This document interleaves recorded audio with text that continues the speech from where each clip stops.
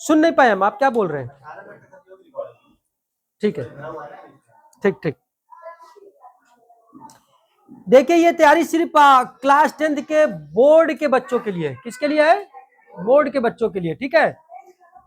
पिछले क्लास में मैंने आप लोग को बोल दिया था, इस बार भी बोल दे रहा हूं कि अगर आप हमको देखेंगे तो अच्छा लगेगा। हम ही तो है कैमरे में, हम ही है ना। हाँ, तो आप हमें देखेंगे तो जो हम पढ़ा रहे हैं वो आपको समझ में आएगा, और कैमरे में आप देखेंगे तो आपको कैमरा समझ में आएगा ना। रील ने तो सबकी जिंदगी बर्बाद कर दी है, नहीं कर दी है।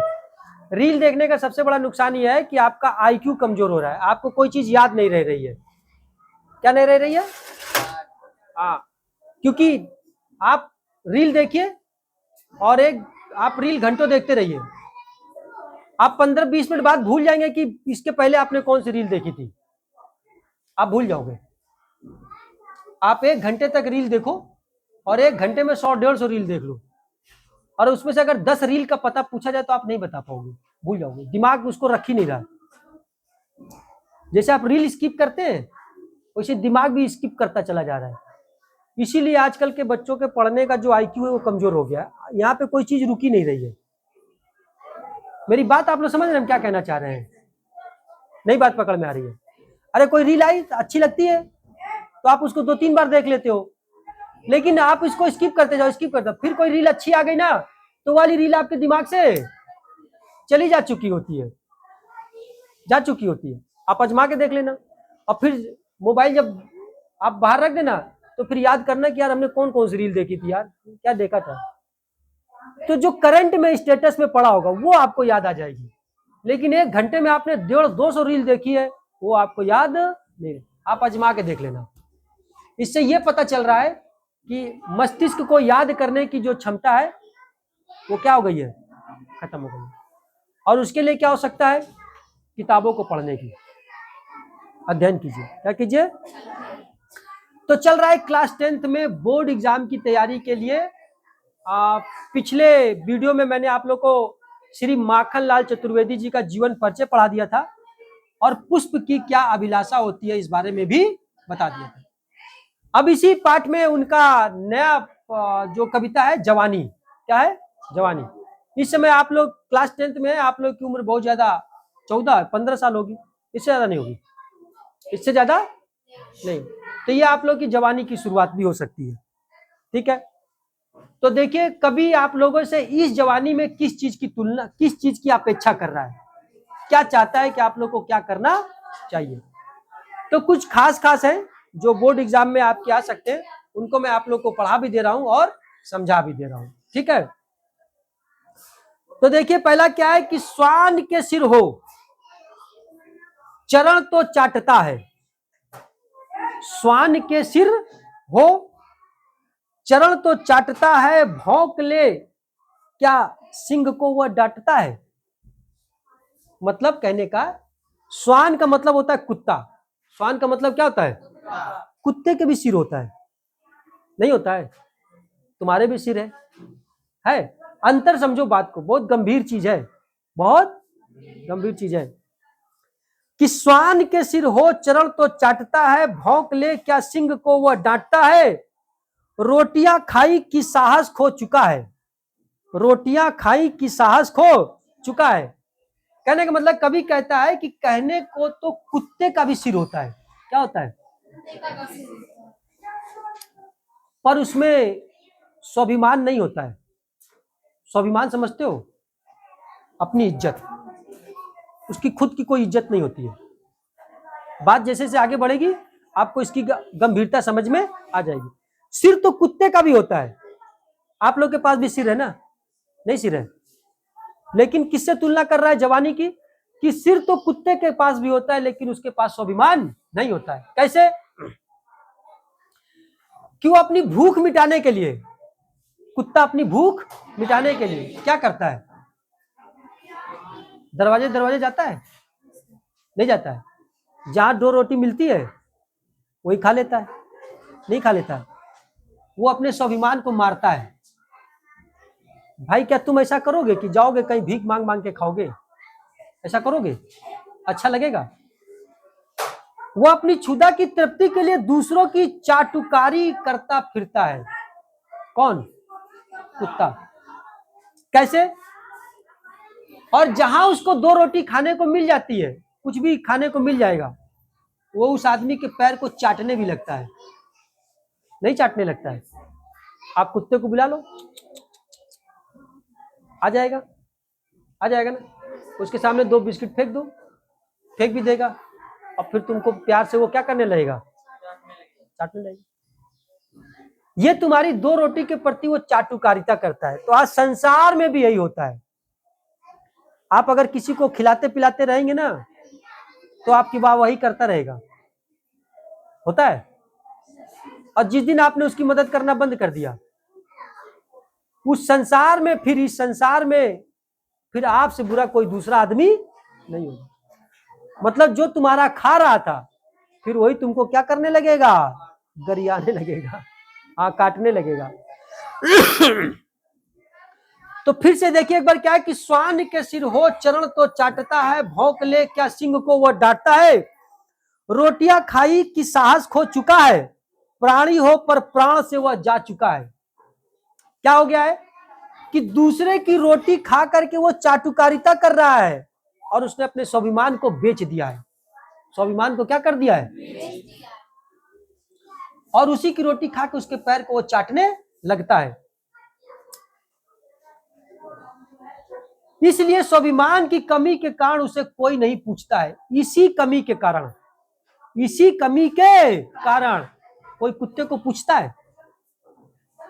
कभी कभी आपके दिमाग में आपने सुना भी होगा कि लोग जब बहुत गुस्से में आ जाते हैं तो कह भी देते हैं, अबे कुत्ते हो क्या?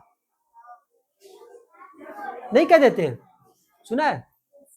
बहुत बड़ा कुत्ता आदमी है गुरु। तो एक्चुअली में वो यही कह रहे होते हैं क्या, कि जिसकी रोटी खाता है उसी के पैर ये चाटता है। तो एक उदाहरण दे देते हैं लोग। उसके बाद देखो, रोटी खाता है, भौंकता भी बहुत तेज है। क्या करता है? तो इसमें क्या लिखा है? रोटियां खाई कि साहस को भौंक ले क्या सिंह को वो डांटता है। उसके भौंकने से क्या शेर डर जाता है? कभी सुना है कि कुत्ते भौंक रहे हो और शेर डर गया हो? होता है ऐसा? हजारों कुत्ते भौंकते रहते हैं, शेर नहीं डरता है।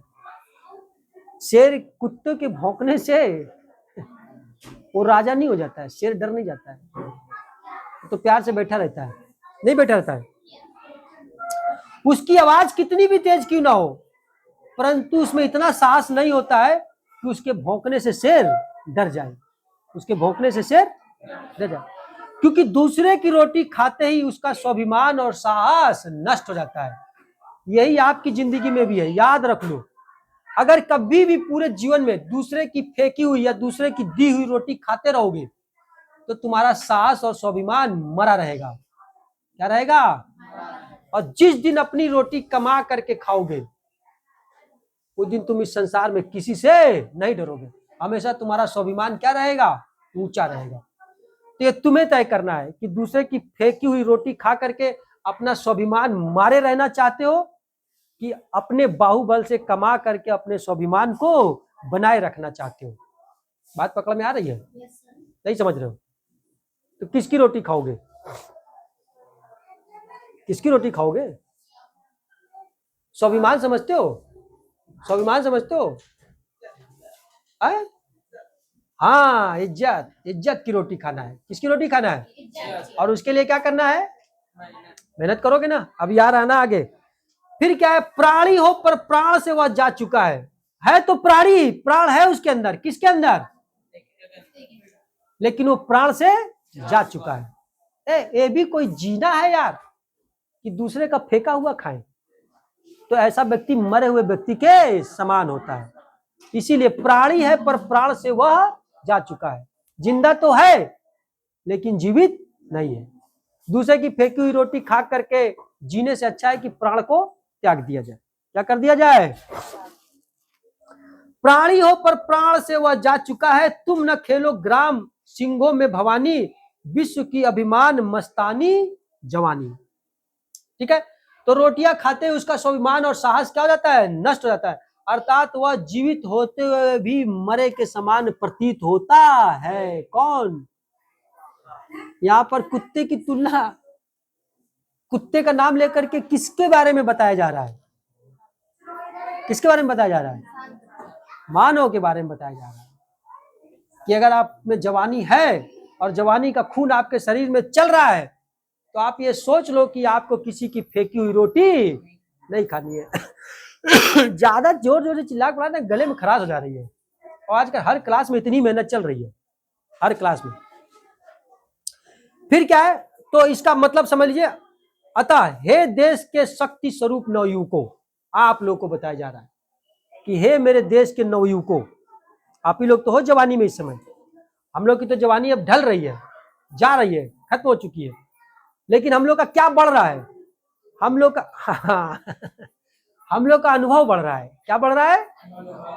और बुद्धि बढ़ रही है। पता नहीं कितनी बढ़ रही है, तो ईश्वर ही बताएंगे, आप लोग बताओगे।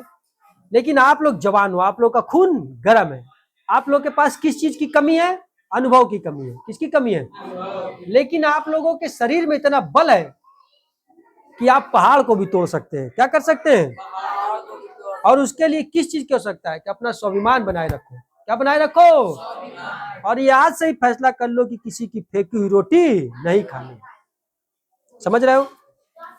तो क्या है कि अतः हे देश के शक्ति स्वरूप नवयुवकों, तुम्हें भी अपने स्वाभिमान की रक्षा करनी है। क्या करनी है? तुम्हें अपने स्वाभिमान की रक्षा करनी है और पराधीन नहीं रहना है। क्या नहीं रहना है? रामायण में लिखा है कि पराधीन सुख सपने नाही। क्या लिखा है? पराधीन सुख सपने नाही।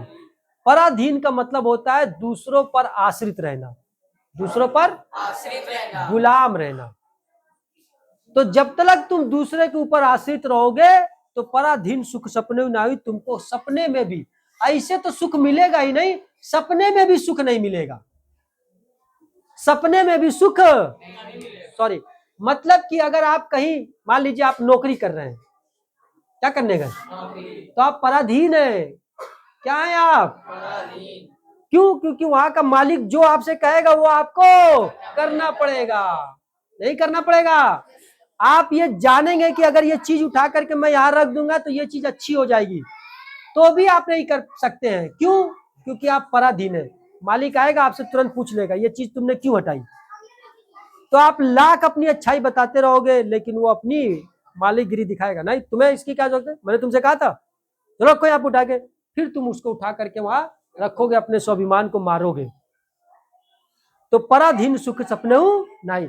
अगर दूसरे के, जैसे किसी के घर में आप रह रहे हैं और उसका दिया हुआ खा रहे हैं, तो आपको सपने में भी कभी सुख मिलेगा? कि अगर आपका मन करे कि अरे यार थोड़ा बड़ा मौसम अच्छा है, चलो घूम आए, तो आप नहीं जा पाएंगे। क्यों? क्योंकि तुरंत आके पूछेगा कैसे बाहर निकले, क्यों बाहर गए, तुमको ये काम करना था ना, तुम्हें ऐसा करना था ना। पराधीन हो ना। क्या हो? तो ये रामायण में लिखा है। केकई, मंथरा ने केकई से कहा था, मंथरा ने किस लिए कहा था? कि वो राम को राजा बनाया जाने लगा ना। तो मंथरा भाग करके गई और केकई से बोली राम राजा बनने जा रहा है, कौशल्या महारानी हो जाएगी। क्या हो जाएगी? और तुम सबसे छोटी बहू हो, वो तुमको नौकरानी बना करके रखेगी, क्योंकि उसका पुत्र राजा है। तो और बड़ी माँ है, वो तुमसे बड़ी है, वो रानी हो जाएगी। तो सोचो तुम्हारा क्या होगा, वो तो तुमको नौकरानी बना देगी। इसलिए जाओ और राजा दशरथ से वो जो तुम्हारे 2 वरदान है याद करो, उन्होंने कहा था 2 वरदान देंगे, मांग लो। तो भाग के चली गई ना केकई कोप भवन में, और वही उन्होंने राजा दशरथ से कहा था क्या, कि पराधीन सुख सपने नहीं, मैं तो गुलाम हो जाऊंगी, कौशल्या रानी बन जाएगी, महारानी हो जाएगी, और वो हमको नौकरानी बना के रखेगी, अब मुझे सुख भी नहीं मिलेगा कोई किसी प्रकार। इसलिए नहीं, मुझे 2 वरदान, राम को 14 वर्ष का वनवास और भरत को राज गद्दी। तो इस तरह घर टूट जाता है। क्या जाता है? तो पराधीन सुख सपने नहीं। अगर आप किसी के पराधीन होकर के जी रहे हैं तो आपको सपने में भी सुख नहीं मिले। अगर सुबह 8 बजे आप ड्यूटी जा रहे हैं तो आपकी हिम्मत है कि आप 10 बजे निकल जाओ? क्या करना पड़ेगा? मालिक से छुट्टी मांगनी पड़ेगी ना, जाके गिड़गिड़ाना पड़ेगा, साहब छुट्टी दे दीजिए। और गुस्से में हट चलो कोई छुट्टी नहीं, 5 बजे छुट्टी होती है, जब जाना होता है। अगर आप कहीं नौकरी कर रहे हैं, कहीं लेबरीगिरी कर रहे हैं, तो आप बीच में काम छोड़ के भाग जाएंगे? मालिक दौड़ा लेगा ना आपको, चलो 100 ईंटा चढ़ा करके आओ, ये करो ये करो। तो जो व्यक्ति पराधीन होता है उसको सपने में भी सुख नहीं मिलता है। ठीक है, तो इसी में यही चीज कहा गई है कि अपनी शक्ति को पहचानो, पराधीन नहीं रहना है। क्या करना है? पराधीन का मतलब तुम्हें दूसरे का गुलाम बन करके नहीं जीना है। बात समझ आ रही है? फिर क्या है कि कुत्ते की तरह रोटी के टुकड़ों के लिए अपने स्वाभिमान को नहीं खोना है। कुत्ते की तरह रोटी खाने के लिए तुम्हें अपने स्वाभिमान को नहीं खोना है। कुत्ते को जहां बुलाओ वही चलाएगा, कोई भी बुला ले। अभी तुम 2 बिस्किट खिला रही हो तो आपके पास खा रहा है, बैठा बैठा है।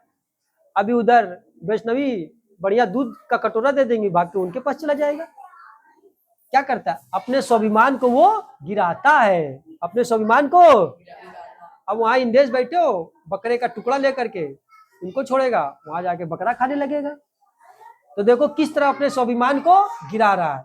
यहाँ रोटी खा रहा था, वहां दूध मिला तो भाग गया, वहां हड्डी मिली तो भाग गया। तो इसी तरह संसार में व्यक्ति भी होते हैं, जहां उनका लालच पूरा होता है वहां भाग भाग करके वो जाते रहते हैं। वो समझते हैं कि हम अपनी बुद्धि लगा रहे हैं, कि हम बड़े होशियार हैं। नहीं, ये बुद्धि नहीं है। पढ़ रहे हो ना, समझ लो, अब जान लो, ये तुम अपने स्वाभिमान को मार रहे हो। क्या कर रहे हो? अपने घर में तुम्हें सूखी रोटी, दाल, नमक के साथ रोटी मिल जाए उसे खाना, लेकिन किसी दूसरे के घर में जाके पनीर और पूरी खाने की कोशिश ना करो। ये तुम करोगे तो क्या करोगे? अपने स्वाभिमान को मारोगे ना। क्या करोगे? नहीं मार रहे हो। और स्वाभिमान का मारा हुआ व्यक्ति किसी का भी पैर चाट सकता है, किसी का भी पैर चाट सकता है। समझ रहे हो? तो क्या बोल रहा? कुत्तों की तरह रोटी के टुकड़ों के लिए अपने स्वाभिमान को नहीं खोना। तुम्हें अपनी प्रचंड दुर्गा जैसी असीम शक्ति को आपसी झगड़ों में नष्ट नहीं करना है। अब यहाँ देश की बात आ गई कि जो देश के नवयुवक हैं उनमें जो दुर्गा जैसी शक्ति भरी हुई है, उनको आपस में लड़ाई करके नष्ट नहीं करना चाहिए। मतलब हम लोग आपस में क्या है? भाई बहन है, एक दूसरे के मित्र हैं, यार हैं। हमें अपनी शक्ति को एक दूसरे से लड़ करके खर्च नहीं करना चाहिए। इस शक्ति का प्रयोग कहाँ करना चाहिए? तो देश को आगे बढ़ाने में। देश आगे कैसे बढ़ेगा? जब तुम्हारा विकास होगा। तुम्हारा विकास कैसे होगा? कि जो शक्ति है, जो बल और जो सुविधा तुमको इस समय मिली है, पढ़ो लिखो और अपने आप को क्या करो? ऊंचा। तो तुम जितना अच्छा बनोगे तुम्हारा देश उतना अच्छा बनेगा। कैसे समझो? इस तरह घर में समझो। जैसे मान लो एक परिवार है, उसमें माता है, पिता है, बेटा है, बेटी है। अभी सब लोग की स्थिति ठीक नहीं है, लेकिन अभी उसी में से दोनों बेटा बेटी की सरकारी नौकरी लग जाए, देखो घर की स्थिति बदल गई ना? ये बदल गई। वैसे ही जब देश का हर आदमी अच्छा काम करने लगेगा, पढ़ने लगेगा, तो वाइड स्तर पर देखो, बड़े स्तर पर, उसी तरह पूरे देश का भविष्य बदल जाएगा। जिस तरह एक घर में निकला